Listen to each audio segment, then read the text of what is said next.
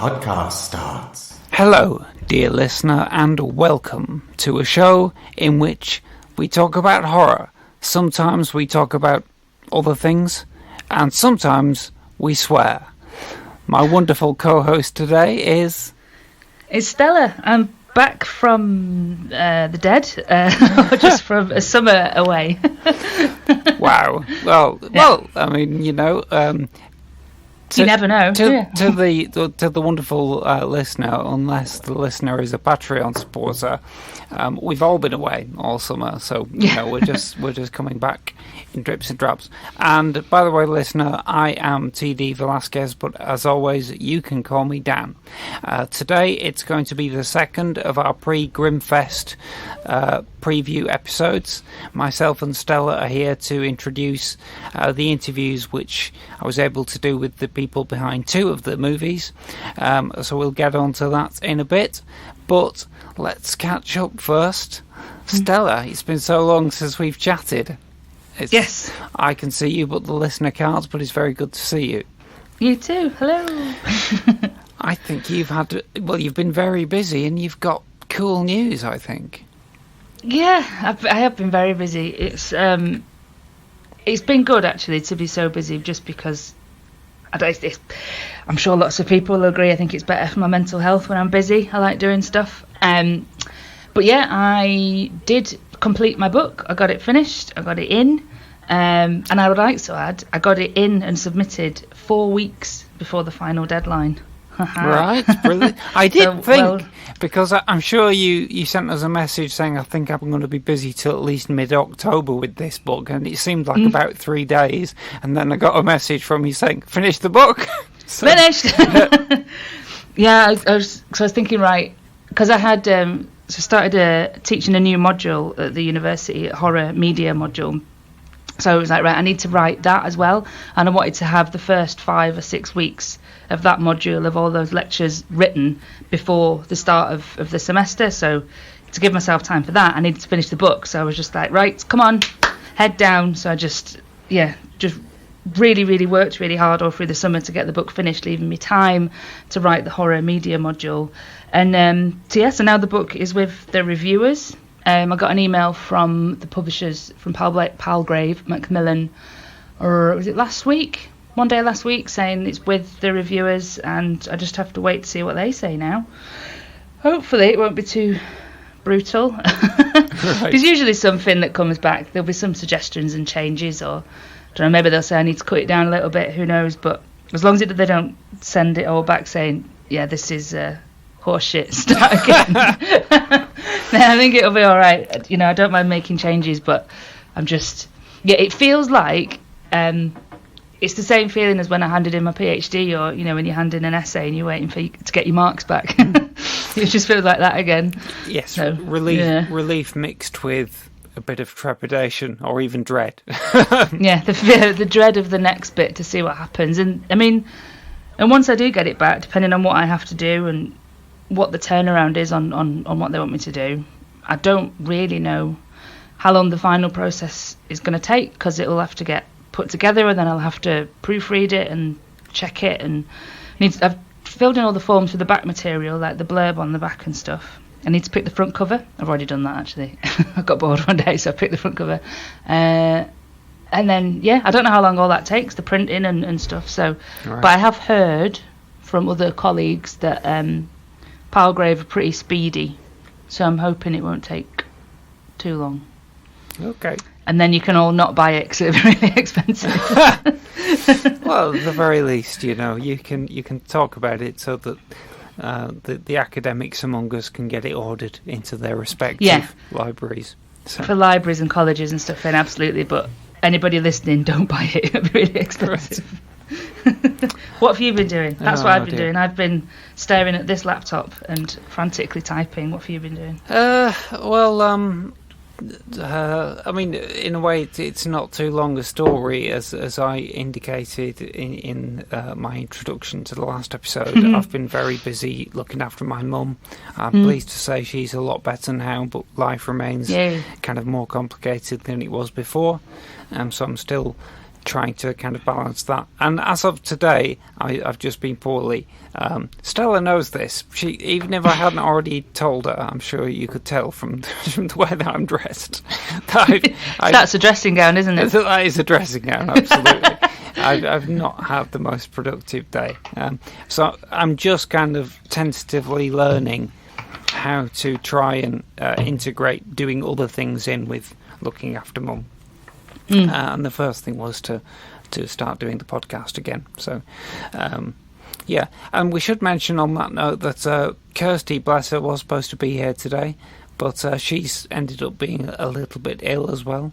So there's a theme going on. I'll just quickly mention Ian and Howard, just to say they'll be returning to the podcast in weeks in either recorded form or live, but I don't feel that I have the right to talk about what they've been going through exactly on this podcast. I'm sure they will if they want to at a later point, but I would say that if anybody's hearing this knows either Ian or Howard and has maybe lost touch with them and hasn't been on Facebook or whatever, give them a shout, because they're both going through some family dark times at the moment. So that's kind of been the poll that's been over the last few weeks, really. It's just been, at my end, it's just been a lot of family, slightly stressy stuff that's mostly come good in the end. And I know that Ian and Howard have been having similar times as well.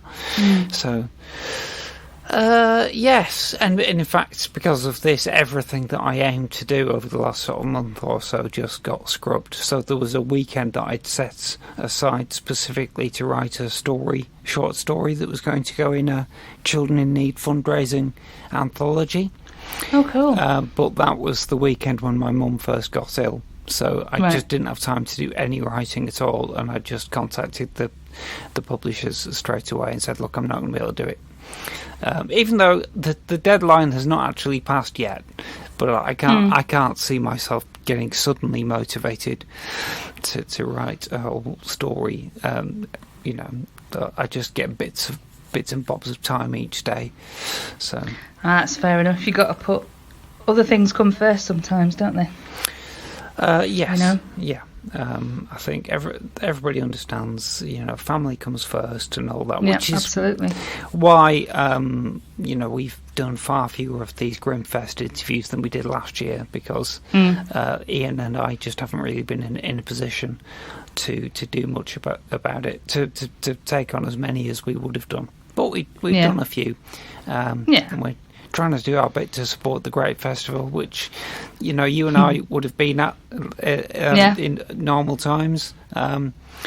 Hopefully next year, because even if my mum hadn't been ill and I didn't have these issues, I still might be avoiding Manchester at this point.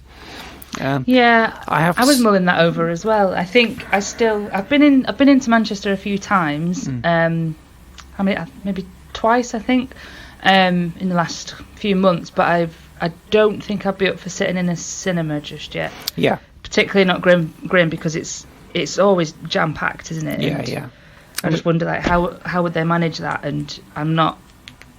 I'm double vaxxed, but I'm not. I don't think I'm there yet in sitting in crowded spaces, unless I absolutely have to, like, getting on the tram or whatever. But yeah, I think I'd still be a bit iffy about it. No, I know what you mean. I've been to the cinema 3 times, I think, but I've always been at quiet times.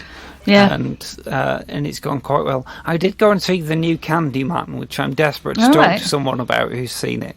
I've not seen it yet. Of course I haven't seen it. I don't know anyone who has seen it. But that was like a nearly empty screen one night, and I went in and sat down, and then like 3 people just came in the cinema and came and sat right next to me. What are you doing? So I just had to say, I'm sorry, it's nothing personal, but I'm just going to move away, okay? Because I'm a carer and I can't take a risk.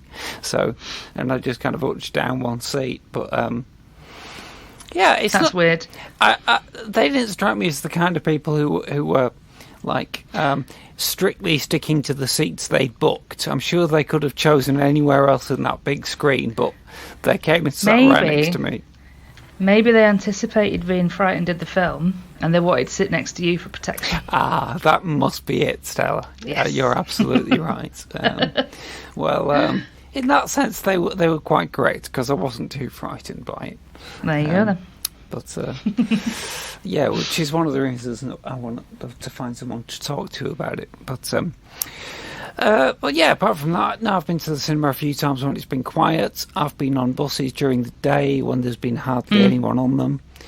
But I only went into Manchester once, and I don't really want to go again because of just the crowds. Yeah. Having said that, my because of just being immersed in looking after my mum for the last 6 weeks, I don't really have any real concept of what the infection rate's like out there or how dangerous or not it is. So it might be fine now. And 2 months ago, I would have thought maybe I am going to Grimmfest, just because it's a laugh. It is a laugh. So, you and I sadly won't be going to Grimmfest this year, but I've just been informed on Facebook that somebody who is going is our friend and occasional co-host and host of the Spider Dan and the Secret Boars podcast. But it gives away who it is, really, doesn't it? Spider Dan. He's going to be there. So, that's good. So lucky him, I guess. He's a Manchester resident, so maybe it's not too risky for him to go in.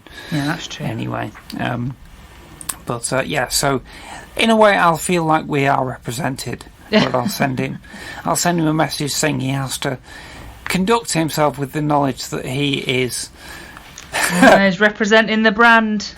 He's got a whole 2 podcasts to represent. So and we are there with him in spirit, so I'll make sure he knows that. Howard has said he wants to come as well, so maybe next year we'll all go along to Grimmfest together. Oh, that'd be good. Because it is a good laugh, and it is a good. It's really intense, though, isn't it? I'm exhausted by the end. It is, although I think it'll be a different kind of intensity now because now that they seem to be branching out and having multiple screens. So that's great. You'll have to choose what films to watch. You can't just sit down and have them appear in front of your face. So, excuse me. That requires a whole other level of brain power and planning. So you mean we're going to have to think at like 8 o'clock at night when we've been there for 12 hours? Not sure that's a good idea. Yeah, but yeah, I think more than one screen is good because they can get more stuff in, spread people out, more tickets. It's good. Yeah, the lineup is amazing, and some classic films as well. Critters is on. Because I saw that. Dee Wallace is there in person. I've never actually watched Critters, so I would probably be very tempted to see that if I was going. And then the whole array of new films as well, and short films and all the usual kind of the great mix. Okay, shall we introduce the first interviewee then? I reckon. So the first person that I spoke to was the Colombian director, Andres Beltran, who made a movie called Tarumama, which is a Colombian supernatural horror thriller family drama about a family who go to a cabin in the woods, which is never a good idea, and find that the kind of forest is haunted. It's a Colombian movie. It's in Spanish. I had to explain to Andres that despite calling myself TD Velasquez, I can't speak Spanish. He was very understanding. Luckily, he's British educated. He spoke wonderful English. Normally what we do is we'd play a bit of the trailer or something, or a clip from the movie before we segue into the interview. However, both the trailer and the movie are in Spanish, so it wouldn't work very well on an English language podcast. But there'll be a link in the show notes to the Grimmfest site where you can see a trailer for the movie. The movie is made by a company called Dynamo Productions, and there's going to be a link there as well to their website, and also links to the various short films that Andres mentions in the interview that are showing not at Grimmfest but at the Sitges Film Festival.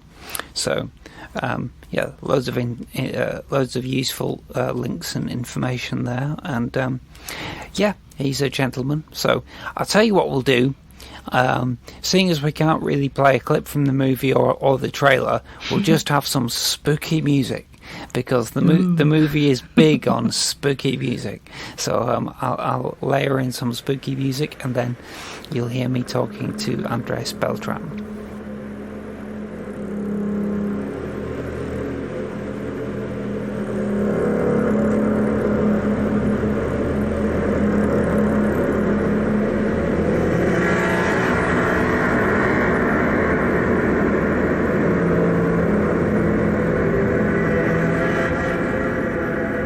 Well, hello everybody, it's Dan here, and I have the absolute pleasure of being joined by the director and co-writer of the Colombian ghost story horror film Tarumama from this year's Grimmfest. It is Andres Beltran. Welcome, Andres.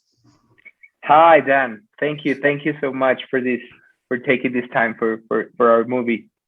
Hey, it's our pleasure. You know, I mean, I'm not allowed to review the film at this point, but I'll say that I did enjoy it. So I think that's as much detail as I can go into. I mean, the lineup at Grimmfest is always very interesting, and it's even bigger than usual this year. But this is definitely a very fascinating film in itself. I just described it as a ghost story, Andres, but you may disagree. I mean, there are a lot of in horror, we get a lot of kind of cabin in the woods kind of stories, which obviously this film is, but I would say it tends towards the spookier kind of ghostly end of the spectrum, rather than the more violent or the more gruesome kind of Evil Dead sort of thing. Would you characterize it as a ghost story? Yeah, I think so. Because we have this presence in the woods that's obviously not from this earth. It's something that comes from another dimension, if we want to put it in that way. But yeah, it's a ghost story, but it's really a story that's driven by its characters. So I think it's more important what happens to the characters, and then we start to understand that of course it has to be with something that happened to the family. So I guess we may say it's a ghost psychological story or stuff like that.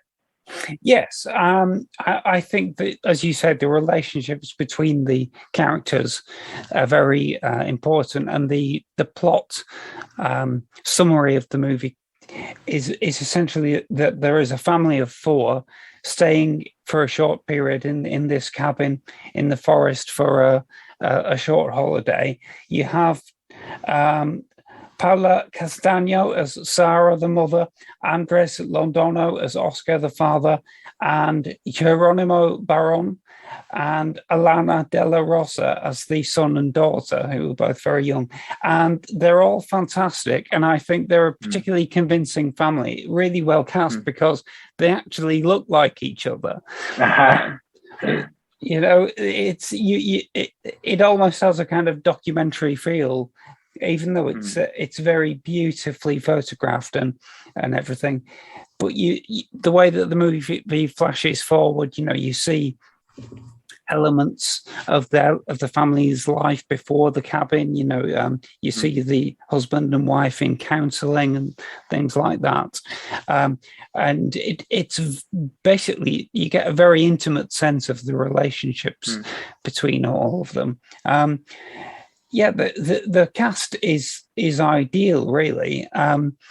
Is there anything you'd like to say about these wonderful actors that you gathered? Yeah, they are great. I mean, I didn't do a casting, like a proper casting. I knew Paula because we did a Netflix series here in Colombia called Wild District, and I directed some episodes from season 2. So I knew her, and when I started writing the script, I kind of knew I wanted her for this role, and Andres, I knew him from, I don't know, like 5 years ago or 7 years ago. We met, we have a coffee, and we started talking about doing something together. He lives in LA, Los Angeles, and when I started writing the script, I knew that he was the one to play this role. So I didn't cast him like we do in a proper sense. I just called them and I sent them the script, and they love it. So we started talking about the characters, and then eventually rehearse it. With the kids, that we did a casting because we usually don't know many young actors. So Sure. so we did a casting, and then I met them, and I felt like the chemistry, and I felt they were really smart and sensitive, and they did a great job, especially because it wasn't easy for kids to play what happens to them. So it was really great working with them. Yeah, no, they're all fantastic, and although there are other actors and characters in the movie, the great weight of it is on those four, and it really wouldn't work if they weren't a convincing unit. And no, they're wonderful. Well, there's lots to say about the movie. I think I should start by asking you what kind of led to your wanting to create it, because obviously you are the co-writer. It's your second feature film, isn't it? As you mentioned, you've directed some TV for Netflix and various other things. And in 2015 was your first feature film. So this is the second. What was the genesis of this, where you thought this will be the second film I want to make? Yeah, I think there are two main ideas in this film, and one is the family, the drama, and then the other one is the supernatural and paranormal events that happen. And when I started developing the script, I wanted to make a horror film. That was my main goal. And I had this idea that I've been working on since college. I was writing a script about a marriage, a couple that are dealing with a crisis. But it was a complete different story. It was a drama. It had nothing to do with horror. And then I eventually knew that I wanted to keep pursuing this idea. So I took that from that story, and I started reading stories and legends and from our folklore and folk tales here in Colombia. And there was this book about many stories that I read when I was a kid in school, and it was called La Tarumama, which is the name of the film. And this is a creature that has some elements similar to La Llorona, the crying woman, but it's different. I mean, from the way it looks, and it was about a woman that lost her baby. It was about maternity. So in that sense, I felt that was the right choice for my story, because one of the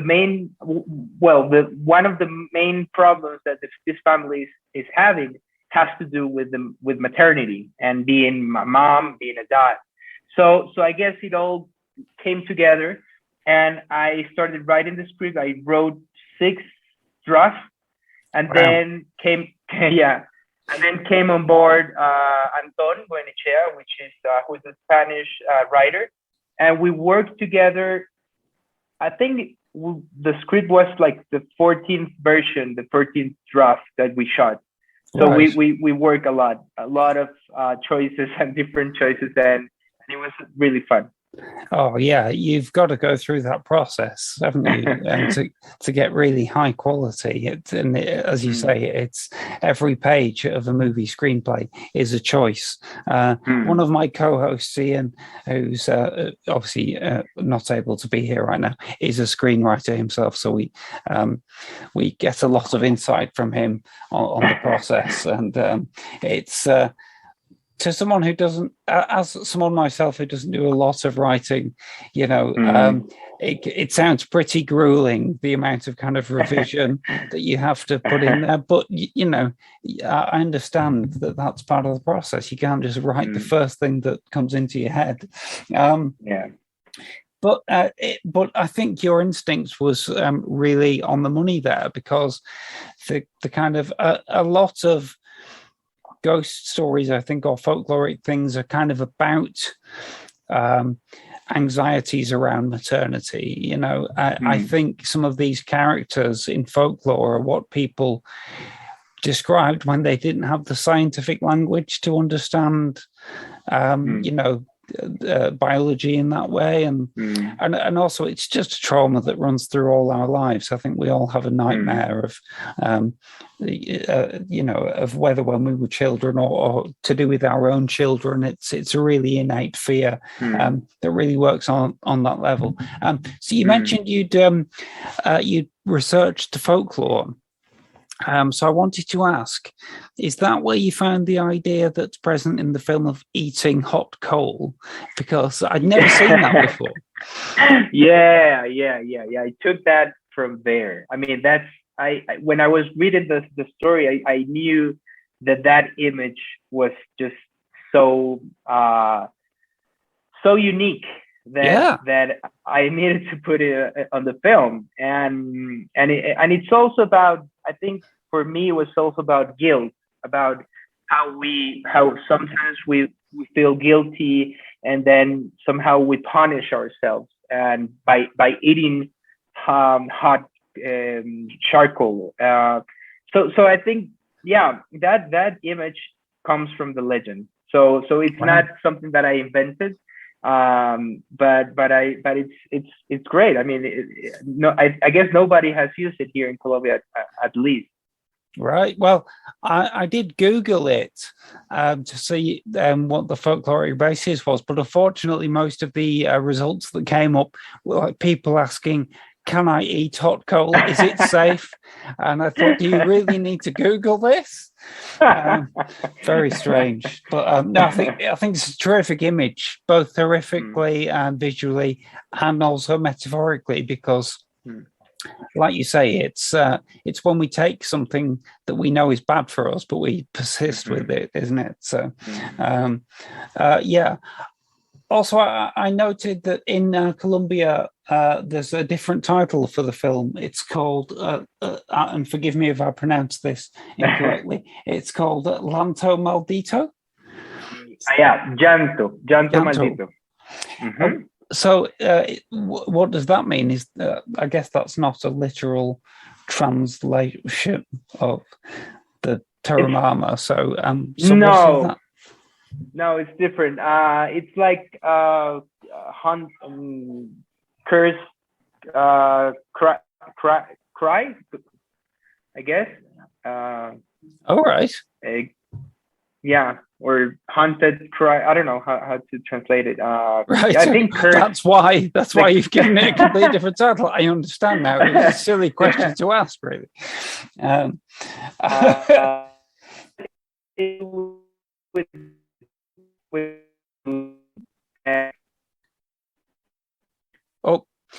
You've really broken up there, Andres. So I can't really hear you. You're back. Okay, we're back. Yes. Okay. Yeah. So I couldn't hear you. Yeah, it's about the. Okay. Now I recap. It's about the legend, the myth, and we sort of felt that Colombian audience needed a much more straightforward title, because Tarumama, it's actually something it's a word that it doesn't exist. Actually, it's a name of the creature, of the ghost.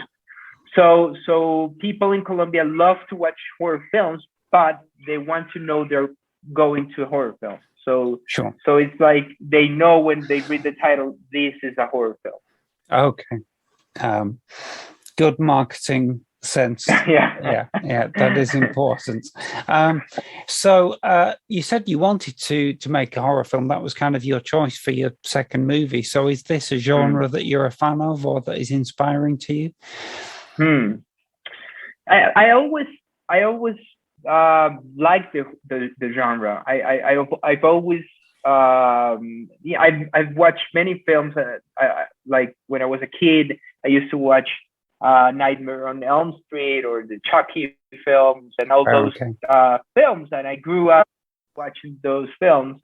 But then when I was in London, I did a master's degree in London, and I wanted to use the landscape and the kind of the fog and the atmosphere, and I did a short film called The Undertaker, and it was a vampire story. It was more gothic.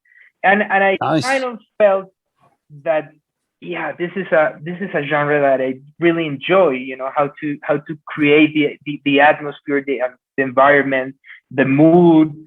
So I came back and I released my first feature film, and I started thinking about doing a horror film. And then I started watching more horror films, and this is the kind of a genre that people might say is sometimes it's just gory or it's just about jump scares, but I found so many interesting films and this so-called new horror that combine drama with horror, that I knew that was something that I wanted to explore, which is really difficult. I mean, I must say it's really difficult to balance the story elements, the characters with the horror, with what people usually likes to see in films, in horror films. Like, so it was a great challenge, and I love it, and I want to keep doing more horror films. I think it's a great genre. I love it. Oh, that's wonderful to hear. And I think you've got a good handle on it, so I hope you do more. But you're right, it is a very difficult balance to strike between kind of realistic drama and the kind of horror genre thrills, even though I think that it's a natural marriage as well, because I think, like I was saying before, I think so much of horror comes from our subconscious and from our deep fears and our deep needs, that it really, the genre really speaks a lot about us as human beings. So it is very deep and dramatic, but but you're right as well. It is a very difficult balance to strike, hence 14 drafts. But I really like the genre style that you bring to the movie, though. I mean, rightly, I think you are focused on the the characterizations and the actors, but they are surrounded by very subtle but very effective horror visuals and sound choices. I was reminded of The Shining when they first get into the cabin and Thomas is playing with his toy cars, and they go over floorboards and things, and you really feel the sound of the different materials that they're driving over. Also, the amazing scenes in the forest. I think your cinematographer, Juan Carlos Cajal, if I've said that, I've said that wrong, Cajiao. Juan Carlos Cajiao. He does an absolutely stunning job. The kind of endless, the sense of endlessness in the woods. You know, the people in the foreground of the shots, and then just an eternity of trees leading off into the mist, kind of behind them. That's just perfect. And I think that kind of subtle horror effect is essential to this kind of story. And I mean, the reason I asked you if you would consider it a ghost story first thing is because that's probably my favorite mode of horror. I mean, I like lots of different kinds of horror. That's why I do a horror podcast, but that's probably my favorite. And I love the subtlety of it and the delicacy of it. And I think that the movie does that really well. Also, the sound design and the score are incredible in the film, just kind of underscoring a constant feeling of tension and dread without going too over the top with it, without hitting the audience over the head with it. And I think the movie, as you suggest, kind of shifts between the tension of the relationship difficulties, particularly between Oscar and Sarah, and the tension of the growing kind of supernatural threat. And I think that the music and sound design support both of those things kind of wonderfully. So I really enjoyed it. So if you'd like to work more in horror, that's great news.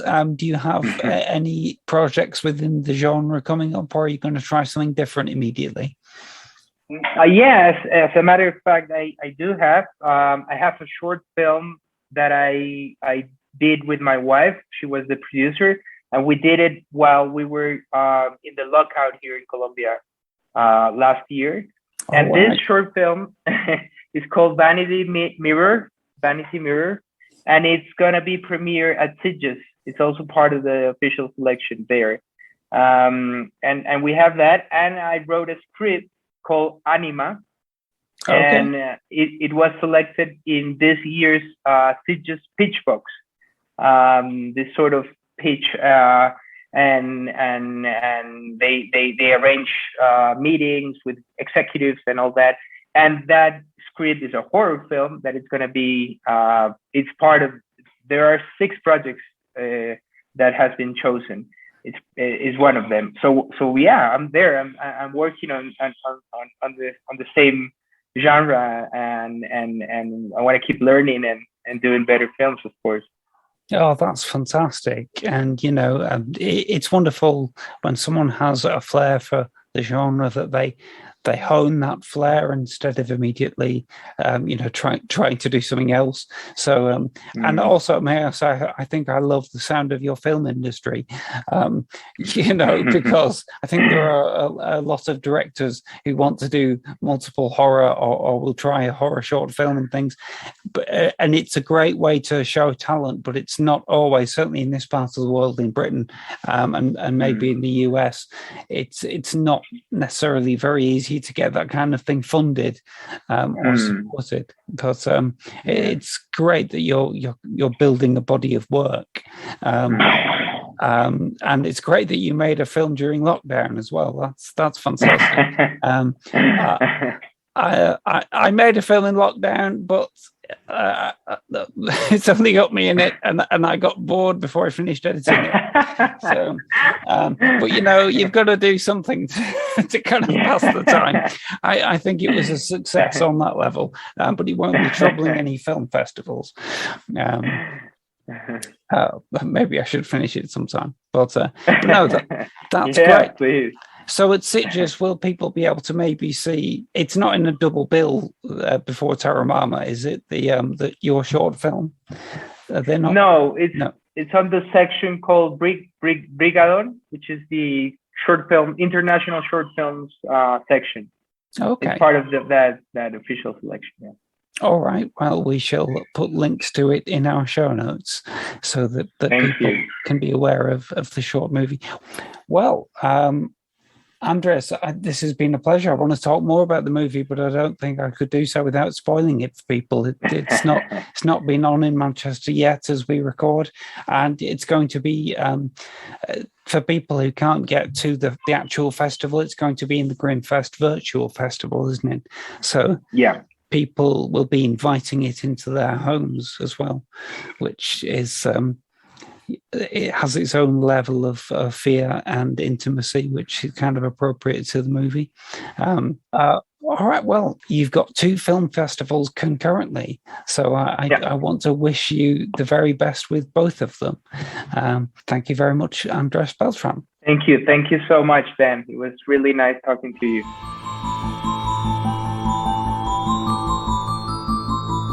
So that was director Andres Beltran talking to me about his film Tarumama, or to give it its Colombian title, Janto Maldito, which I stupidly asked him what it means. And he said, well, if I could tell you what it means, we wouldn't have had to call the movie Tarumama.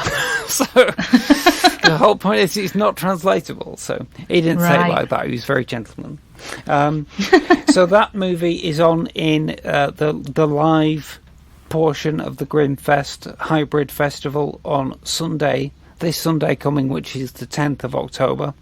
And then in the virtual festival the following week, it will be available on Sunday again, which is the 17th of October.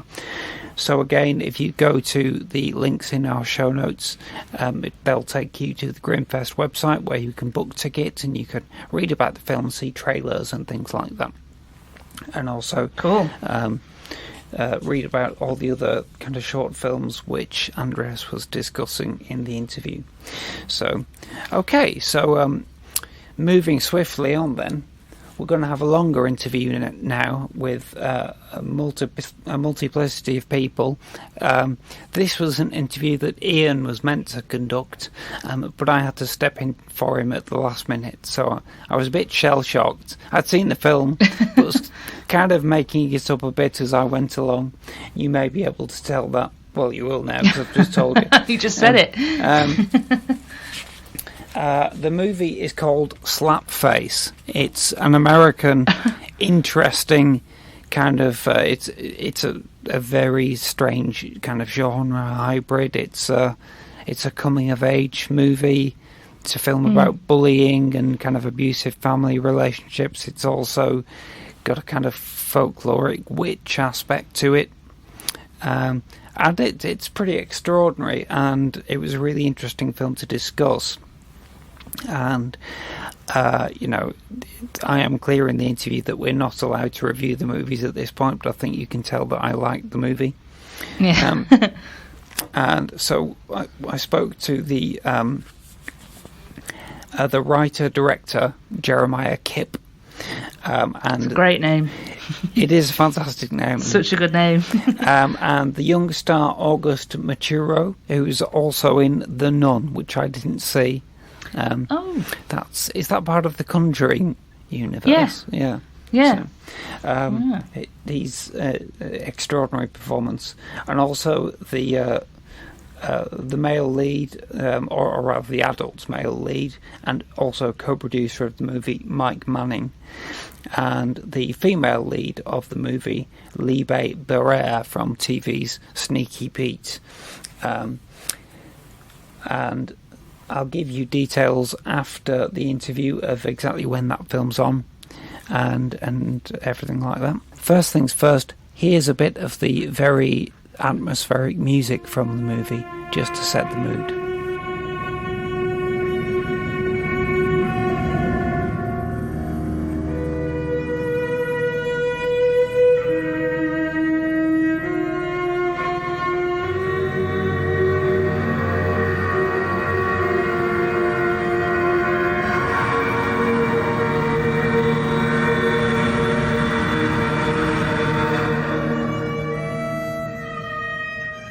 Hello, everybody. This is Dan. I have the honour of doing this interview about the movie Slapface. Ian was meant to be with us. Sadly, he can't be here for reasons which I will discuss elsewhere on the programme. But I've been able to step in and watch the movie, and I'm here joined by a number of the key talents behind this extraordinary film. So I'm going to introduce each person one by one, as I can see them on my screen. So first we have the writer-director, Jeremiah Kipp. Hello, sir. Hey, thanks for having us, Dan. You're very welcome. And then we have the lead of the movie, August Maturo. Hi, glad to be here. And then we have two further lead actors from the movie. First, we have Libe Barrère, who plays Anna in the movie. Welcome to our podcast. And finally, we have Mike Manning, who plays Tom in the movie. Hello, sir. Hello. Thank you for having me. It's our pleasure. So, Slapface is an absolutely extraordinary movie. That's not a review. I have to say that because we're not allowed to review it. before it comes to Grimmfest in Manchester, which, as we speak, is still a couple of weeks away, or a week and a half away. So I can't say exactly that whether I thought it was good, but I will say I think it's an extraordinary film.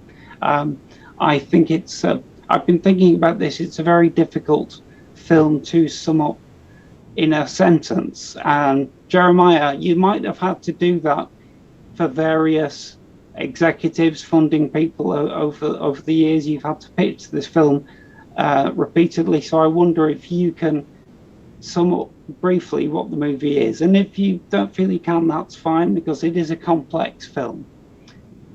Sure, I'm happy to. So Slapface is the story of two brothers who lost both of their parents in an accident about a year previous to our story. And they're dealing with that loss and that grief and that trauma in a very peculiar way. I mean, they live remotely in the woods. And whenever the youngest brother, Lucas, is acting up, they engage in a very strange game or ritual called Slapface, where they take turns slapping each other as hard as they can as a means of what Tom describes as clearing the shit away, as a way for them to wake themselves up and deal with their trauma in a particularly dysfunctional way. Live Barrera's character, Anna, is in a relationship with Tom, and she catches a glimpse of this game of Slapface, and she's a surrogate for the audience in many ways, where she doesn't comprehend this ritual that seems so sadistic and masochistic. Now, while all that is going on in their lives, there's also a monster in the woods. There's a folk legend in the town of Fishkill, New York, and young Lucas, who really is trying in some ways to re-engage with a mother figure, attempts to manifest this strange spirit. And then the monster and the boy forge a very bizarre friendship, but one that grows increasingly complicated and dangerous to all the characters involved. Well, that was a brilliant summing up, sir. I think I'm vindicated in suggesting the film is complex by how much was in that summary. And you know, there are many significant and moving subplots in the movie, such as Lucas's kind of burgeoning romantic relationship that you didn't mention there. It just goes to show how much there is in this movie as a narrative. It's a really meaty and emotional story that functions on a dramatic human level, as well as, you know, obviously because it's in Grimmfest, we expect this. It's a horror film too. It's a frightening movie. It's got supernatural elements, and I think that it's an extraordinary balance that it pulls off. I think that the number one thing about the movie, and I'm not just saying this because August and Libe and Mike are here, are the actors and the characters who the audience gets to live with and feel their real lives very keenly.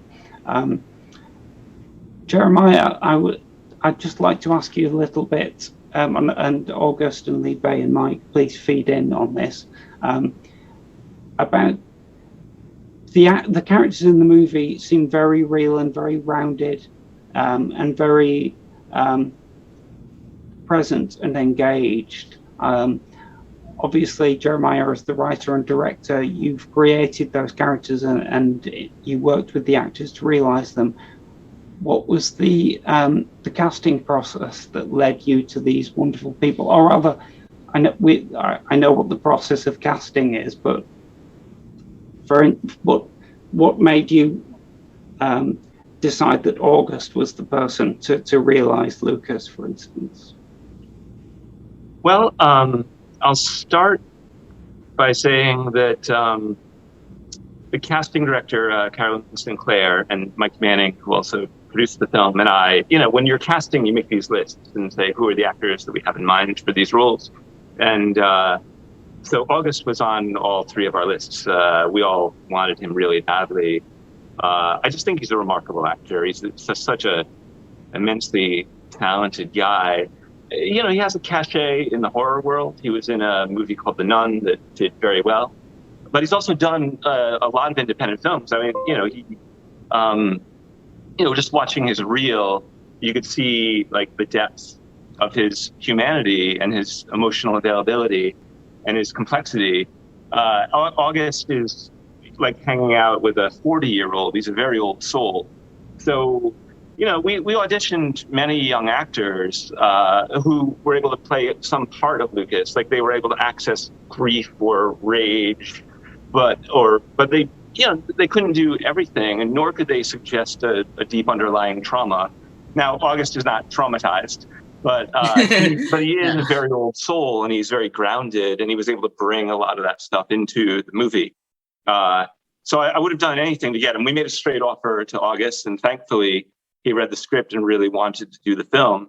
And said yes. At the time, at the time when I got the offer, I had just done The Nun, as you said. So since then I was like obsessed with the horror and thriller drama genres, And when I read the script, I was like, oh my gosh, my dreams have come true. I really want to play like the lead in a horror or thriller. And I just got an offer for it. Of course I'm going to play. I'm going to play Lucas. I was so excited to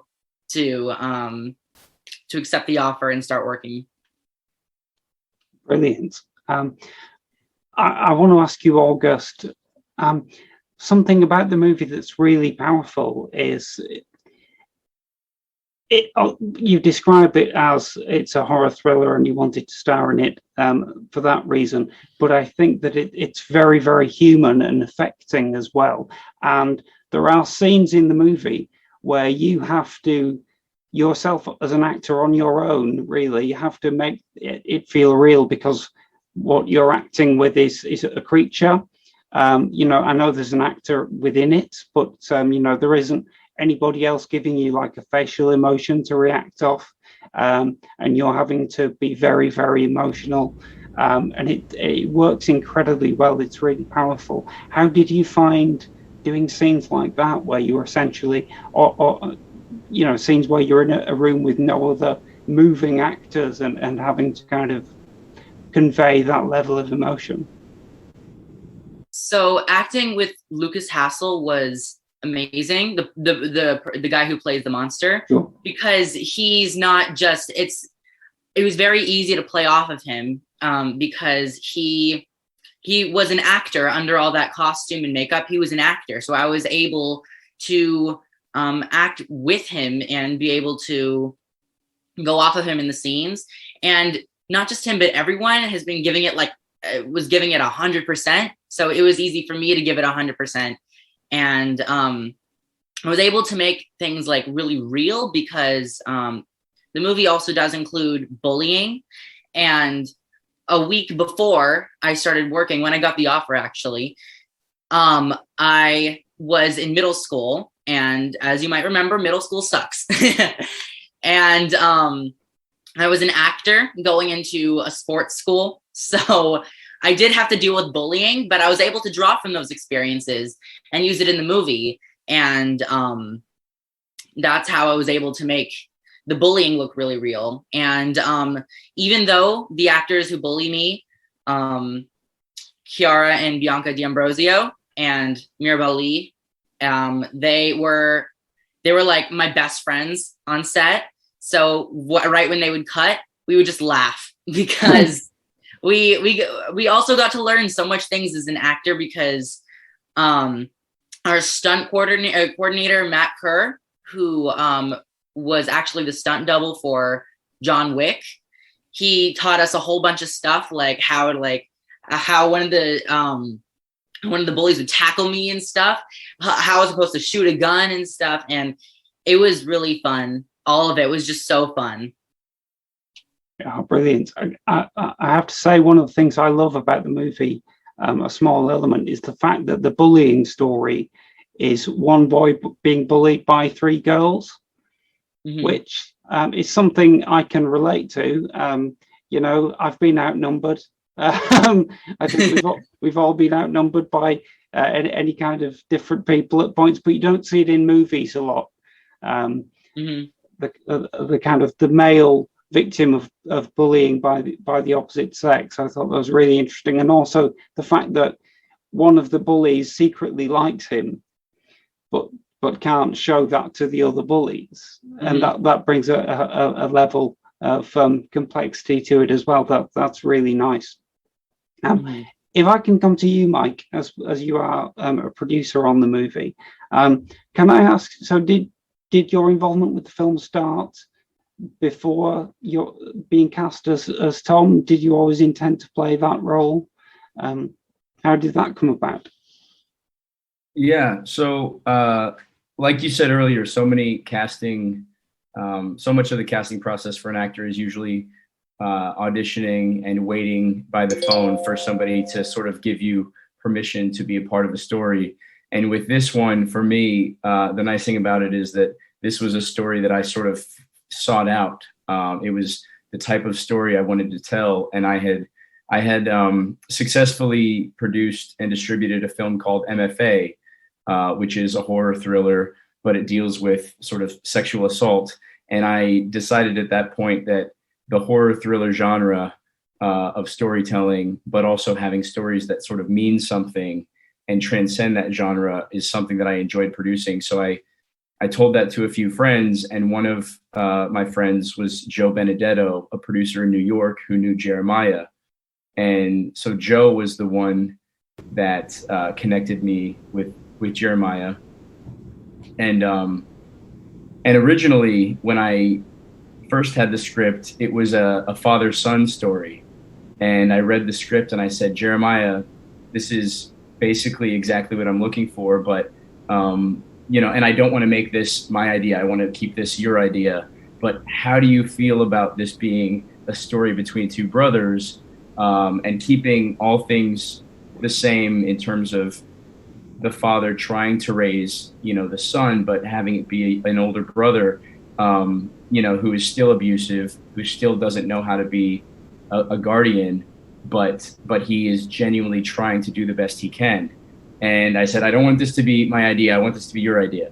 And he called me the next day and he said, Mike, let's do it. Let's make this movie. So he rewrote the movie to be a brother story. And I said, well, you do know I want to play Tom, right? And he goes, yeah, I know that.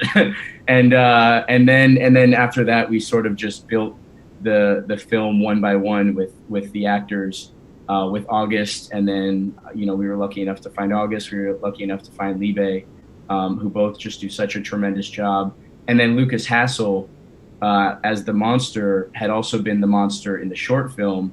And originally in my mind, I had somebody else in mind. And Jeremiah said, just trust me, let's just have a meeting with him and we'll see how let him talk to you about the monster. And we did. And I'm so glad that we did, because like August said, Lucas himself to the monster character brings so much humanity and so much of that motherly figure, which is kind of ironic from an older male actor to be that feminine and that maternal in that character. It was basically exactly what we were looking for. Brilliant. I love that the script was originally a father-son story and it was rewritten as brother to brother, because actually that adds another layer of of realism and also of complexity, especially to the character of Tom, because there is that line, I think, that Lucas at one point says something like, stop trying to sound like dad. It's like you get that sense that Tom feels that his father is not there and he has the responsibility to take on the parental role, but he's not always completely up to the task, shall we say.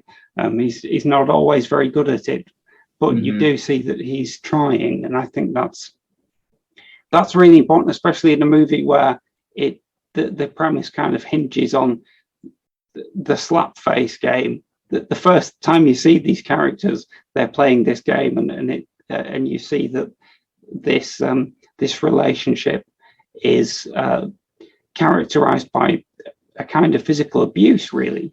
But it's coming from a very sincere place. Jeremiah, I want to ask you more about that and about your inspirations behind writing that element of the story. But Liebe, if I come to you first, I think your character of Anna, because she's in a way she's the gateway point for a certain section of the audience, because she's more immediately relatable than these two brothers with their strange relationship. And you know, your reactions in the movie to what's happening around them and to their behavior are I think what we would hope our reactions would be in that scenario, and that really comes across. That's what drew me, kind of that cemented the film's grip on me, really, was that there was that character there who was kind of seeing it in the same way I felt I did as an audience participant. But how did you feel about the character of Anna when you read the script? And yeah, I think what really drew me to Anna and the dynamic was like this weird sort of because it's funny, when I read the script I was like I was on location for another movie and I got the script and I was like, oh, a horror movie, I don't know, and I started reading it and I was like, oh, this isn't just a horror movie. This is like, what stood out to me was I was like, this reads like a Sam Shepard play. Like, this to me feels like these are like three animals like trying to figure out life without like the tools and resources to be able to do it. And I was like, in the middle of the woods, and they're figuring this out, and like that dynamic was really compelling to me. And like this drifter who found herself there, and the dynamic of the brothers, and this, like, it really raised the question to me of like, what is a family unit? And that was like a really interesting layer of exploration that I was super drawn to in the script.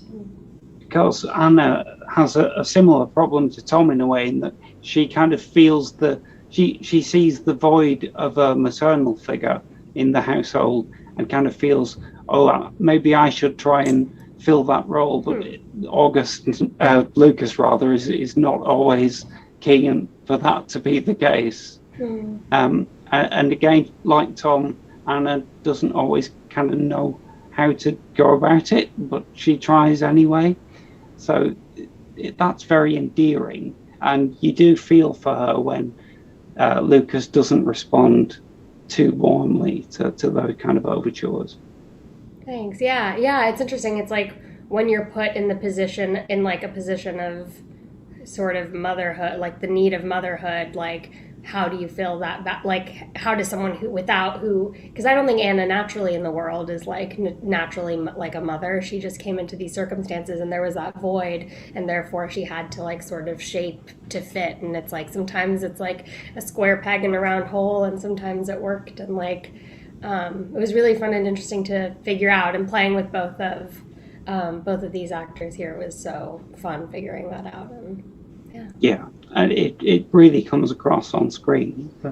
There's a real human complexity to the way the three of you kind of interact. And Liebe and Mike, the relationship between your characters on screen is really lovely. It's when I say lovely, it's spiky, like real relationships are.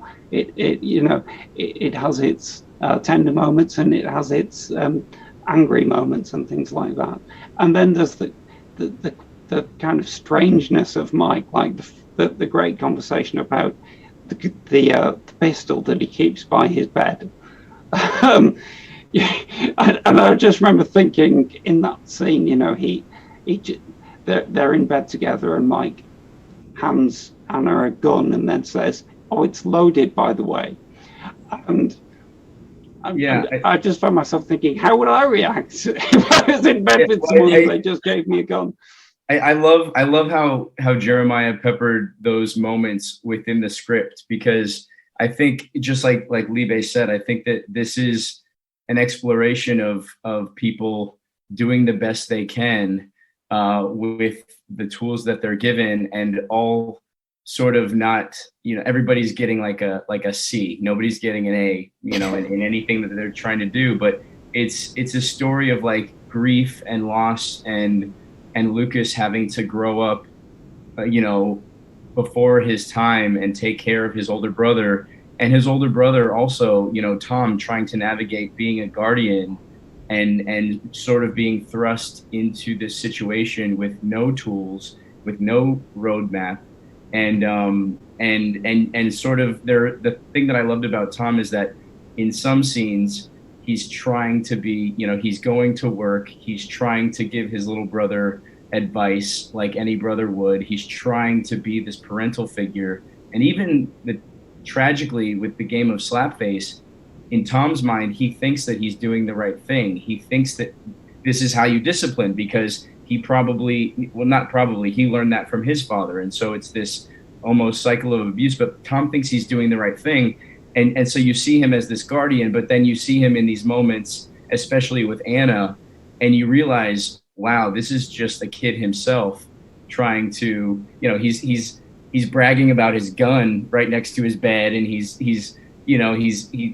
can't make breakfast to save his life, and all these other things that remind you that he's just a kid himself doing the best he can. I think that adds to the complexity and ultimately the tragedy of these characters sort of trying and failing and trying and failing. Absolutely. So on that note then, Jeremiah, I wanted to ask you, what was your starting point? I know how passionate you've been about writing this story and about, all the years of bringing it to fruition. What was the thing you really wanted to say with the story and with the movie that made you start writing in the first place? Well, part of it was honestly just making a film about where I grew up. I grew up in a remote farmhouse in Rhode Island, deep in the woods, and I grew up with my grandparents. So I was a very avid reader, and I watched a lot of horror movies as a kid. And my grandparents didn't distinguish between horror films and fairy tales. They kind of interpreted Hansel and Gretel the same way they did the Texas Chainsaw Massacre. There was no differentiation between them, which I thought was really wonderful. And I always thought that horror was a way to talk about the stuff that was deeply troubling, the stuff in our human lives that are the most painful. You could call it a metaphor, or you could call it reality plus, or you could call it whatever you like, but horror films are able to stretch us beyond into something that's more poetic. One of my favorite novels is Mary Shelley's Frankenstein. Yeah. And in the middle of the book, there's a really powerful section where the monster is narrating the story, and the monster is outside of a farmhouse deep in the woods, and imagining the lives of the family inside. And I remember reading that and thinking, what would the lives be of those people? And I started incorporating stuff from my grandfather's backstory. Indeed, he was pursued by 3 girls who threw rocks at him. Oh. And one of them would always circle back around and say, "I'm your secret girlfriend, but don't tell anyone or we'll punish you." It's kind of like having an affair. And also, his father played Slapface with him, that was something that they did. And it made us, when my grandfather told me about it, I thought that was more terrifying than any horror film. I thought that was so human and so scary that if you started with the monster outside of the farmhouse and moved inside and they were playing Slapface, then it would be horror on a different plane. You would have the fun of the monster, and you would have the disturbia of an abusive relationship. And in many ways, the game of Slapface is learned behavior. Some people have, interpreted the monster as a metaphor for bullying, but I think the monster really is about learned behavior. The monster is copying behavior that she learned from watching other people. She copies the behavior of Libe's character. she copies the game of Slapface at a certain point, and all of the characters are kind of play acting. Anna is play acting the role of the mother and of the wife, and Lucas's girlfriend Mariah is play acting the role of the lover, and Mike Manning's character is play acting the role of the father. I thought one of Mike Manning's great notes in the story was, "Can we make them brothers?" I'm glad he talked about it, because I thought it only made the story deeper and richer. And that's just a testament to Mike as a real collaborator and a real ally in this production. If I felt like his note was steering us away from the original intention of the story, then I would have respectfully declined to continue. But I loved Mike's note. I was reading Huckleberry Finn at the time, and that is about children having to take on adult roles in a world of alcoholism and poverty. And I thought, my gosh, like that, it makes the role so much richer when it's not a deadbeat dad, but an older brother who's trying really hard to be the dad and saying things that the dad said and doing things that the dad did. And, when audiences ask who is the real monster in the story, is Tom the monster? Is Lucas the monster? It's and I think that some of those are questions that Anna asks as well. I think you can argue that all of those characters, Tom and Lucas and the monster, they're all frightening at different points in different ways. Maybe Anna is the only character in the movie who's not frightening. I'm sorry, Lee Bay. I'm sure you can be very frightening if you choose to. But that's what I mean about her being kind of the character the audience empathizes with most. And I think that you have to have that completely empathetic character to feel really frightened by this kind of story. And I think that your intention, Jeremiah, of kind of double layering the horror, if you like, by having the kind of monster outside the house and the kind of abusive relationship in the house, it really works. And actually, as I've said, the opening scene is the two characters playing Slapface, and it's instantly chilling and strange and pulls you right in. And it kind of, the movie does this dance where you go through it and at points you're not sure which is more disturbing, which is the kind of Slapface relationship between Tom and Lucas, or the monster character who keeps appearing, and those things kind of intertwine really nicely. I did think about the Slapface as well. Can I ask August? You mentioned the stunt coordinator and how great they were. So when it came to the slapping scenes, I was watching it and kind of thinking, are they really hitting each other and wincing? How was that done? So we would actually sit far enough apart from each other so that if we put out our arm, it would be close enough to look real at an angle from the on the camera, but far enough away that it won't make contact. Sure. And thanks to Matt Kerr, he actually taught us that. And he actually told us that there were also 3 different types of slaps. There was like the kind of slide, there was the regular, and then there's the cup one. So he told us that too, which was really interesting. And to be able to do that on set was such a blast. I don't know what he's talking about. He was really hitting me in the face every time. No, kidding. Well, I have to say, I winced every time.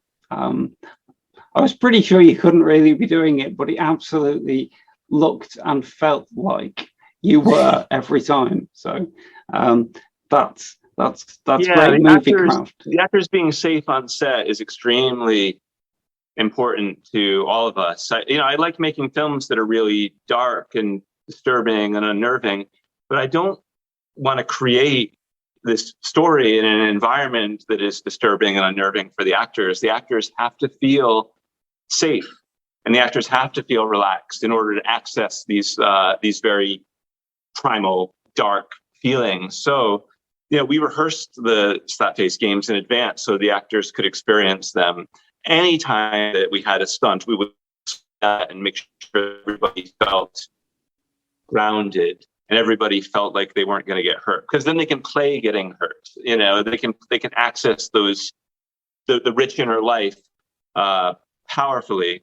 But I wouldn't want to make a movie where, like I recently made a film with an actor playing someone with PTSD, and it was a method actor who accessed a lot of PTSD, and it was really hard. And that was a short film, and I was like, man, if I had to do that for 3 weeks, that would be enormously hard on everyone.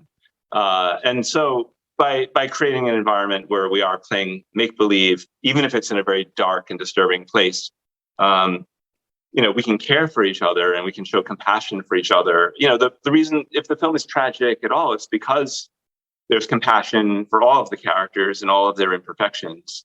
And the making of the movie is the movie. So we have to show compassion for each other while we're making it, in order for the audience to feel compassion and trauma in the audience. On that note, can I ask about the role played by Dan Hidaya, who's terrific in his cameo as the sheriff, and he kind of sums up that that conflict between, at the same time, trying to show authority but also trying to show compassion. He is a figure of authority in the town, but he's kind of deliberately holding back from punishing Lucas as much as perhaps people would think he should, because he knows what these two characters have been through. So that's a really... Yeah, Dan Hidaya has a lot of gravitas. Yeah, absolutely. Yes. He was in a film called Blood Simple, directed by Joel and Ethan Cohen. It was their first feature. And I saw that movie when I was August's age. I was 12. I remember watching that movie, and that was one of the definitive movies for me that made me say I want to make films. So when we were casting the sheriff, Dan's name came up, and I was like really surprised. I hoped he would do the film. You never know if somebody's going to say yes or not. It just felt in a way like having Dan be in the movie felt of a piece with all of my feelings about the film. If we're making a film that is about where I grew up and the influences in my life, then having Dan in the role of this mentor figure just felt personally and professionally rewarding to me. And then Dan was a wonderful actor. He, during his big scene with August, they hadn't met, and he needed to create the foundation of a long-term relationship with August. So when they were rehearsing the scene, if August was doing this, then Dan would do this. And if August did this, then Dan would do this. And Dan was mirroring August, which is an old actor trick. It's a thing that sometimes people do when they're dating to create trust between each other. So Dan was doing that as a way to connect him and August, and and then you can't really argue with the results. It was such a beautiful and tender scene between them, and I really owe Dan a great debt of gratitude for saying yes to doing the movie. I should also add that Libe Barrere has acted with 2 of the 3 leads of Blood Simple. She acted with Emmett Walsh in Sneaky Pete, and she acted with Dan Hidaya in Slapface. And now I tell her, you got to get Frances McDormand next. So from my lips to God's ears, Libe Barrere and Frances McDormand will do a film together. I think they would be enormously great scene partners. That would be incredible. I bet, Libe, you needed convincing to think you wanted to do a scene with Frances McDormand. Yeah, I would need to make it happen. No, that'd be wonderful. And Dan Hidaya is one of those actors who is just always great to see turn up in anything. So that was a really good element of the movie that helps to set the tone. Can I say as well that for such a small scale movie, it took me a while to realize, because there is a lot of focus on the 3 characters, but often when it comes to kind of, certainly in horror film festivals, and you're watching a lot of low budget movies, and you notice where the limitations are. And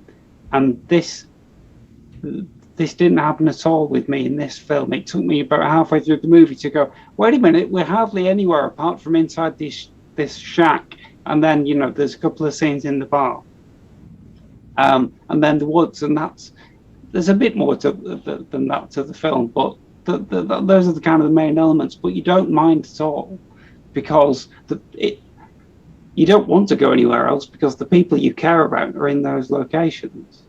And the heart of the movie is in those locations, and it's that works very well.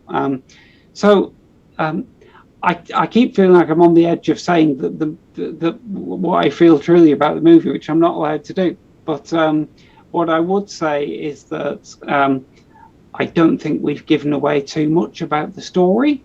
And for anybody who listens to this interview, I would say that the way the story develops, the way these different characters and different storylines kind of intertwine and build up to the ending is very interesting and worth seeing. And I think the Grimmfest audience, who are a very affectionate, but discerning, but very affectionate audience, they will lap it up, I think. I think you're going to do well here. And I said this last year as well, even because last year was an entirely virtual festival. So I was saying to many filmmakers, what a shame you can't come to the festival. Of course, it's not an entirely virtual festival this year. It is a hybrid festival. There will be a live element. At the same time, there are going to be lots of people like myself who, for reasons of COVID shielding and things like that, aren't able to attend the live festival. And what a shame that will be, to not be able to attend it, because even though the movie is great, I'd love to see it with an audience and to feel that kind of reaction, as well as just watching it on my own, which is fantastic too. Have you got a sense of how audiences have been reacting? I'll speak to Fright Fest first of all, and then maybe Mike can speak to, and Mike and August maybe can speak to Cinequest. But at Fright Fest, a friend of mine was there, a documentary filmmaker, and so he was able to say, the audience was terribly moved by the film. There was a great silence after the end of the movie, and when the audience was coming out, many people were sobbing. And indeed, some of the journalists who have interviewed us talked about the experience of seeing it with the audience and the powerful effect that it had on people in the room, which was enormously gratifying, because we wanted to make an emotional horror film. So the fact that people responded to the story and were drawn into the tragedy and cared about the characters so deeply and were surprised by some of the things that happened was extremely moving. So that, plus the reviews that we've been receiving, have been enormously gratifying. And Cinequest was virtual, but we were able to get a sense of how audiences responded from that as well. Yeah, I will say, so we premiered at Cinequest, and we won the audience award at Cinequest, which we were very grateful for. On the sort of the producing side, it has been a bit disappointing to not be able to travel to all these festivals and to share the film with audiences in person, because of exactly what Jeremiah said. The response from people, audiences seeing the film so far, have been fantastic. Journalists have told us, this was the first horror film, and I say horror film because that's, the genre of the festival, but first horror thriller that they've seen in a long time, that they left the theater in tears. And so it seems like audiences are responding very well. And with this year at Grimmfest, we are happy to announce that at least August and Mirabelle, obviously August is here, and then Mirabelle plays Mariah in the film. They will be able to attend Grimmfest, and then there will be, on October 8th and 10th, there will be Q&As after the film. So at least I'll be there. Yeah, so at least we're shipping August and Mirabelle over there to be a small part of the festival. And then hopefully with this film, our plan is to continue the festival circuit, and then have more festivals here in the US where more of the actors and crew can be a part of it. Because this really is one of those films that I would imagine, because I haven't done it yet, but I would imagine feels really nice to to see with a live audience and to have their reactions in person, like we're talking about. Oh, that's brilliant. I didn't know that.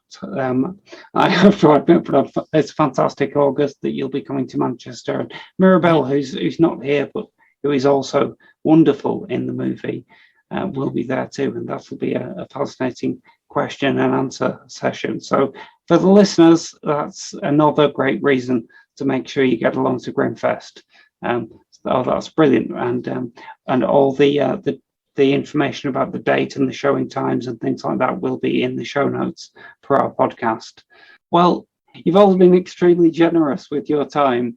Thank you so much. It's been fascinating to talk about, and I want to congratulate you on the movie, if I haven't done so enough. There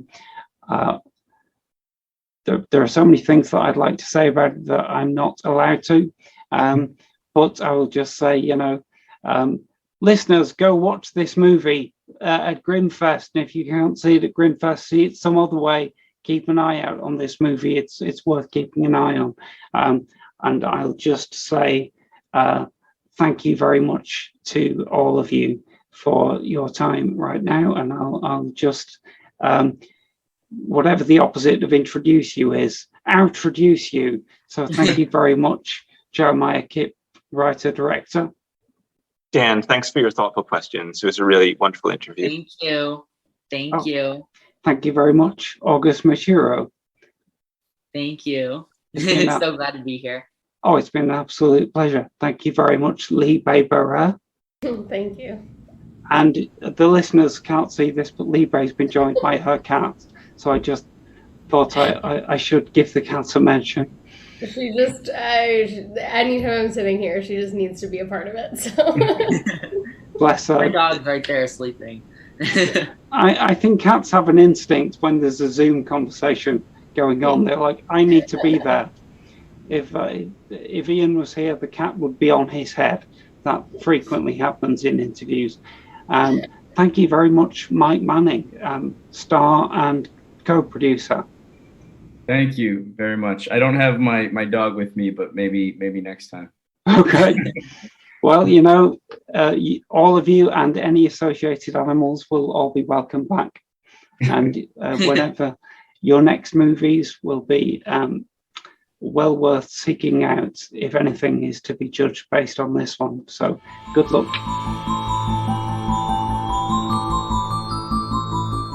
Okay, well, we're back. Brilliant. I hope you enjoyed that interview there with Jeremiah Kipp, writer-director of Slapface, and his actors August Machiro, Mike Manning, and Lee Baybera. So Slapface is being shown twice in the live event version of Grimmfest. It's on Friday the 8th of October, this Friday, probably tomorrow if you're hearing this on first release. And then again it's on Sunday the 10th of October. It's also showing in the virtual festival on the 14th, which is this coming Thursday. And if you go to the Grimmfest website, there'll be details there not only of tickets to book and such, but also the Q&A which Mike mentioned in the interview with August and his co-star from the movie, who are going to hopefully be at the event. I say hopefully only because obviously you never quite know with live festivals if guests, especially when they're coming from another country, if they're going to be there. All these things are subject to change, but it's planned that those two actors will be there to give a Q&A. And those are the two films that we're covering today, but I do have one more interview with the Grimmfest filmmaker lined up. I'm going to be hopefully speaking to the co-writer and director of a movie called For Roger. The director's name is Aaron Bartuska, and that movie is in the festival, in the live festival this weekend, but it will also be in the virtual festival next week.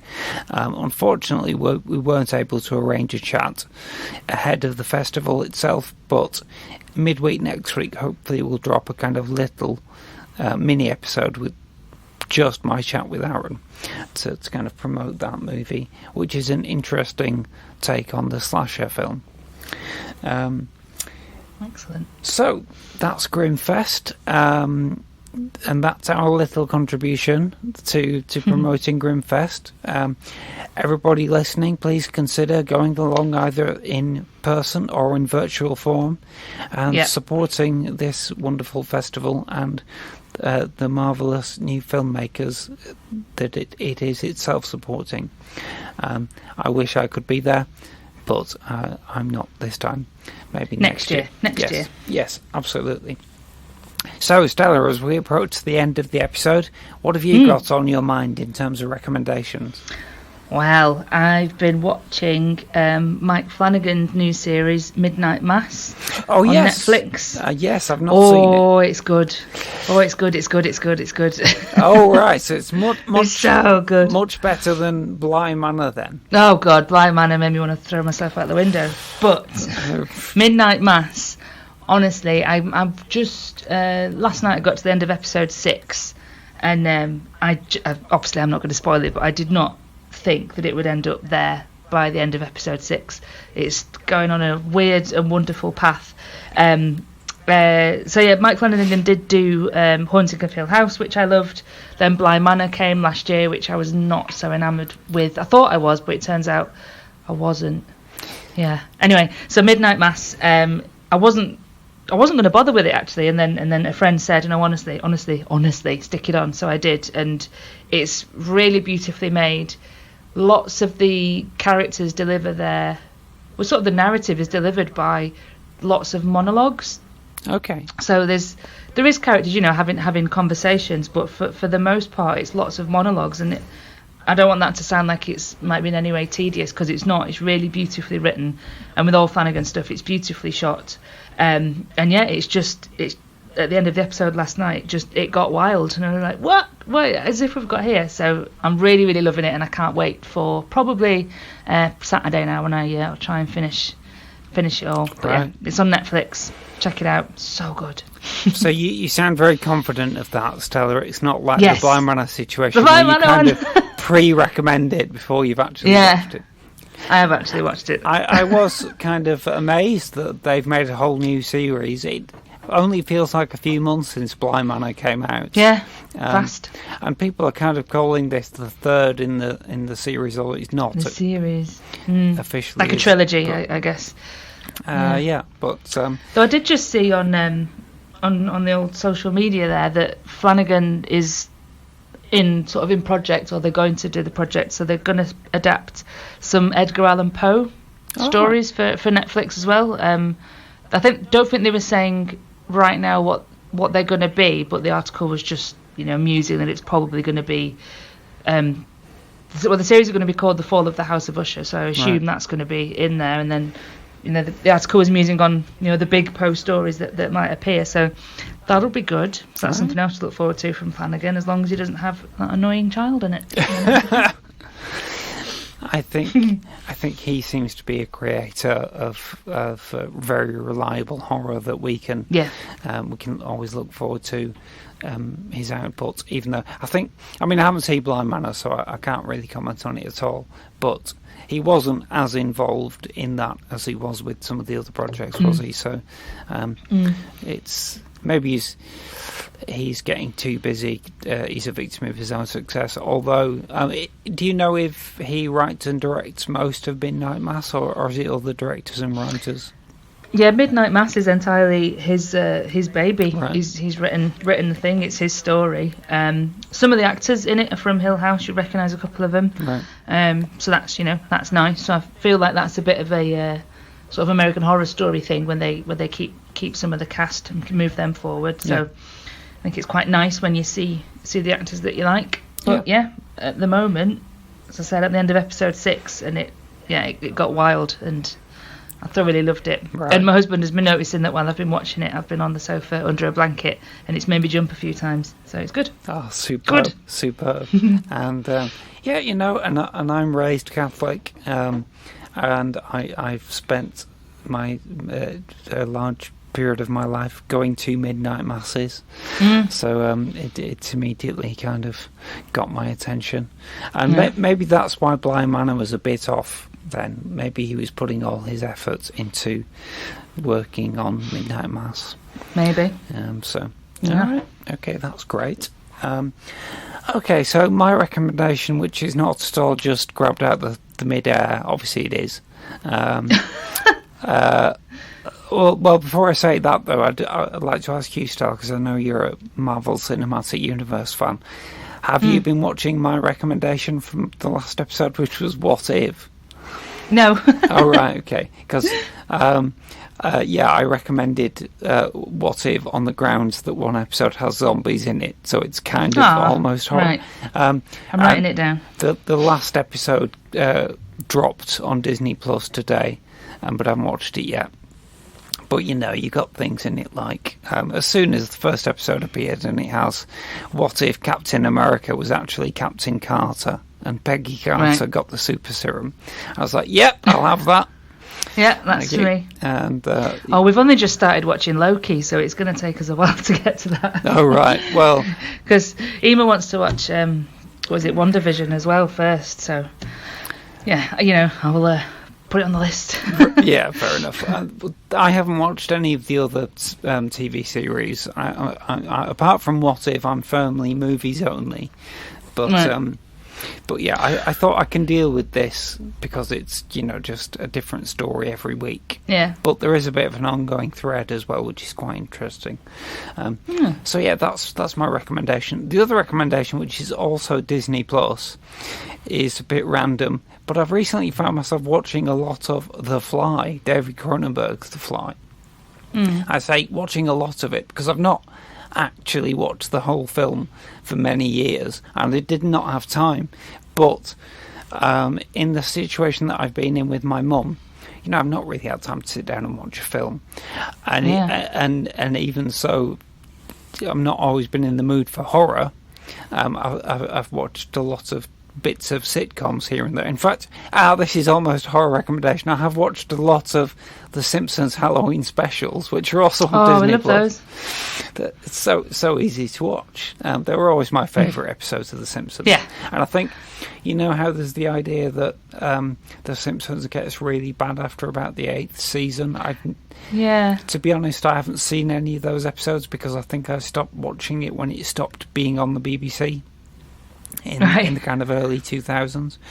But I think what I might do is I might just watch the Halloween specials, watch every single one of them right up to date, because I just love that little anthology format that they've got. They're so cool, aren't they? They're really sweet. Was it last Halloween or the Halloween before? I can't remember. Where me and my daughter, we spent a good portion of the day just watching Simpsons Treehouse of Horrors, just as a Halloween activity. So I know what we'll do. We'll just watch loads of these. And it was dead good. Yeah, that sounds fantastic. No, they're wonderful. And I think before I get rid of Disney Plus, I shall watch the rest of them because just so delightful. But yeah, The Fly happened to be there, which is a weird movie to stumble across on Disney Plus, even though it's in the grown-up bit.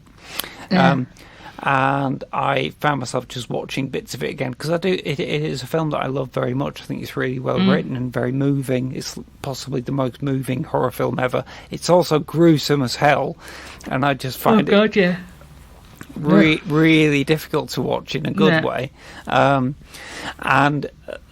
a couple of weeks ago, because I've been watching bits of it, it was really on my mind, and I got strangely obsessed with it, possibly because with illness being around and all that, you're thinking a lot about mortality, and the whole movie of The Fly is basically a metaphor for like aging or cancer or something, isn't it? What if your loved one became really ill? And I find it subconsciously very, very disturbing, but I think it's such a great movie, and I still find it weird to think that it even exists, because if anybody's not watched it, I think it's so savage what happens in that movie, and it's such a weird, not quite it's not, it breaks the rules of many horror films. I'm not going to say exactly how because I don't want to spoil it for anyone who's not seen it. But if you consider the number of people killed in it, for instance, and just the number of people in it, it's like I can't say that it's the main cast of it is like 3 people, and the main emotion of it is sadness, really, but it's sadness that is achieved through unbelievable, gruesome horror. Don't watch it while you're having your tea. Yeah, no, absolutely. That's the advice. Yeah, it's not an easy, fun watch, but I just think it's definitely one of my favourites. And I've not seen it for ages either, ages and ages. But it's on Disney Plus, you say? Yes, in the Star section. Yeah. Yeah. And I found myself watching a lot of stuff about the making of it, and just realising how massively tedious it must. Well, not tedious because everybody involved in the behind the scenes footage looks like they're probably enjoying themselves. But it's like, because it's heavily based on special effects makeup, and obviously this is completely your wheelhouse, Stella. There's one of the scenes towards the end of the movie which is fairly simple. It's about 2 seconds. Well, no, it's probably about 30 seconds on screen, but Gina Davis says that it took them 2 weeks to film. Yeah. And it's basically just her interacting with makeup stuff. There weren't even any other actors there because they were not needed in the specific shot. Yeah. And you just think... Also, they all got 2 weeks off and she's in. Yeah. Doing this over and over again. Yeah, but it's, practical effects so time-consuming.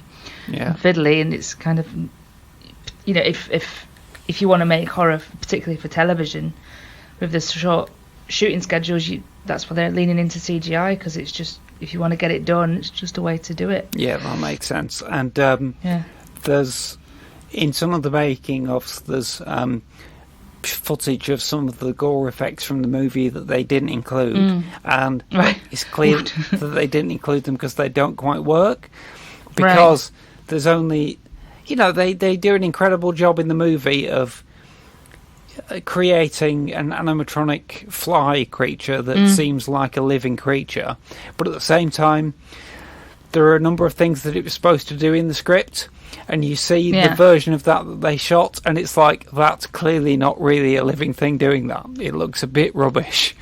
So they just went, no, we'll lose that, it's fine. And and that's probably the deal, isn't it? Don't show it if it's not up to standards that you want, I suppose. Yeah, and it's an example of a movie where the greatness of it was achieved because of the stuff that they didn't leave in.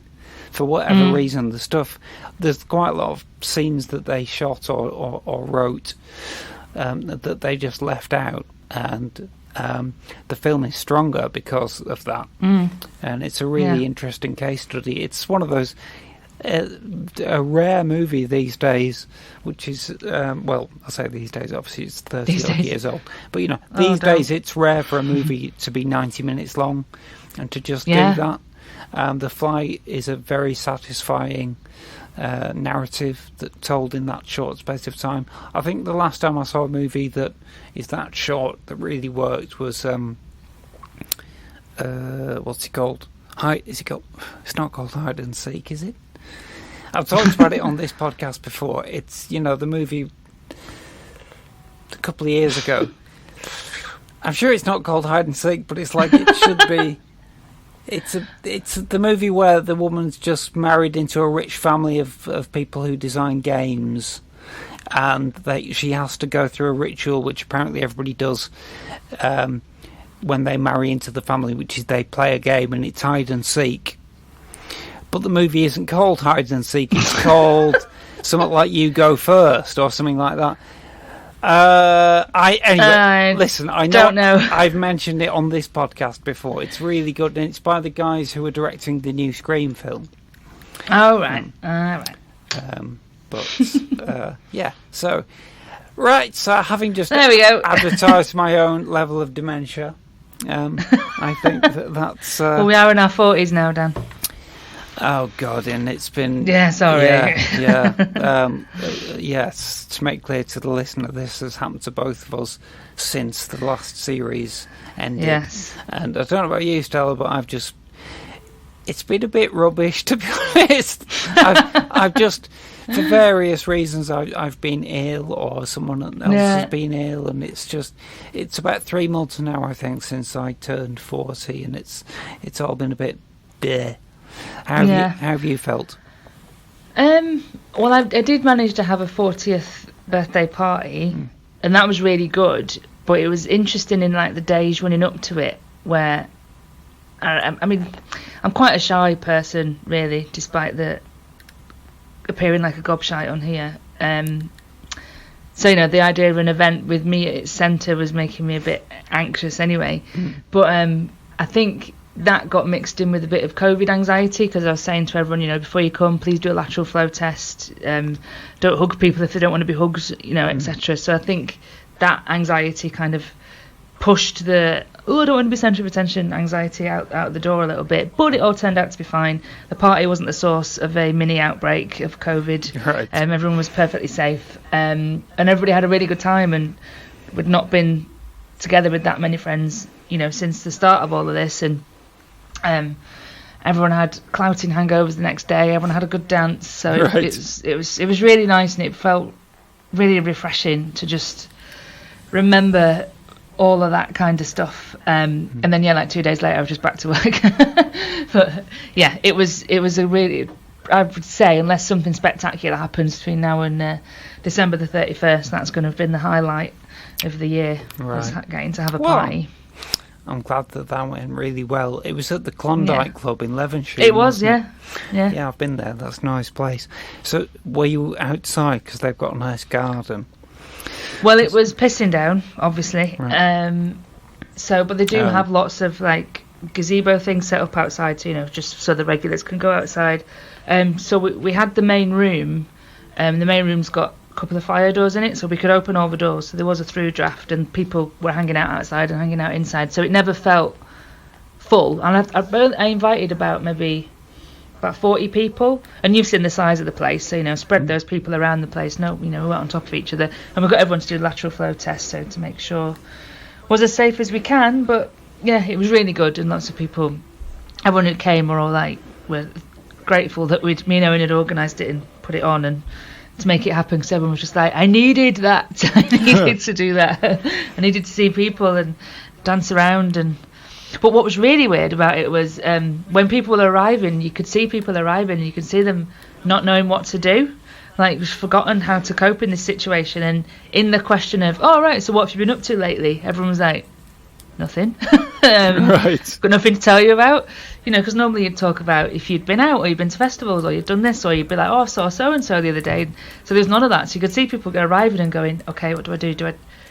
Right, I get a drink. I'll go to the bar and get a drink. And people settled after about 10 minutes, but you could see people just forgotten what to do, and nobody had anything to say because no one had done anything. It was like, well, the next time you do go and see people, you'll be able to talk about how you did this, so this will give you something to talk about the next time that you go and socialise. So yeah, it was really, really fun, and it was, like I said, a much needed moment of normality. Yeah.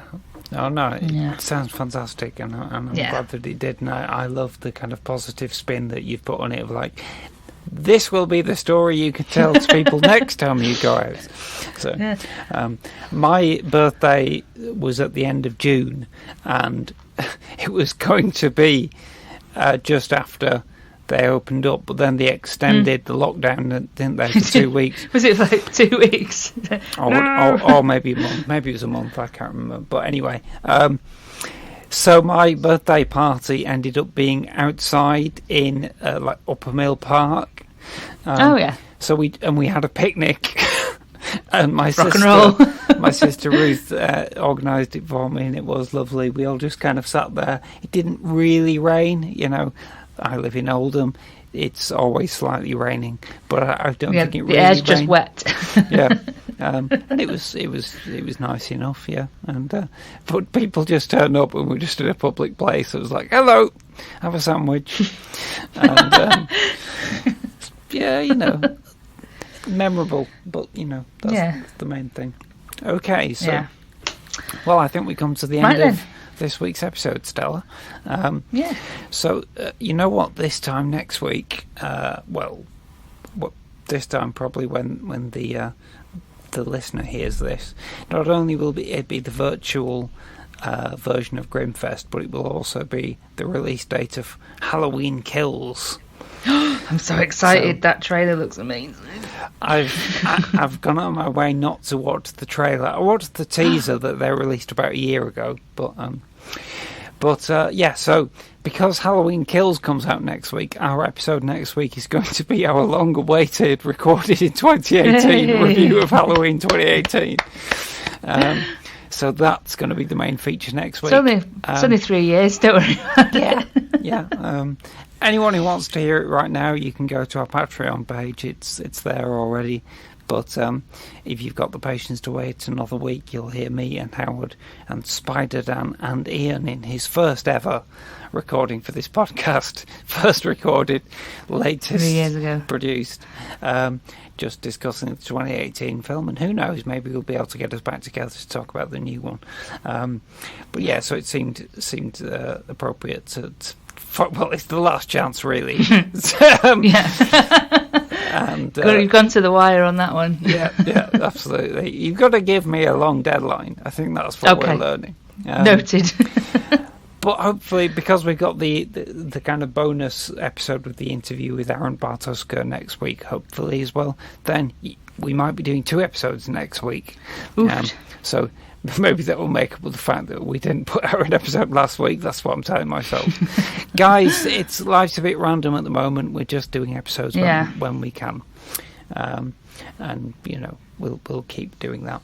But and you know what? I don't even know when I'm going to get to see Halloween Kills. Have you got? No, me neither. Yeah. I don't know. Honestly, don't know. I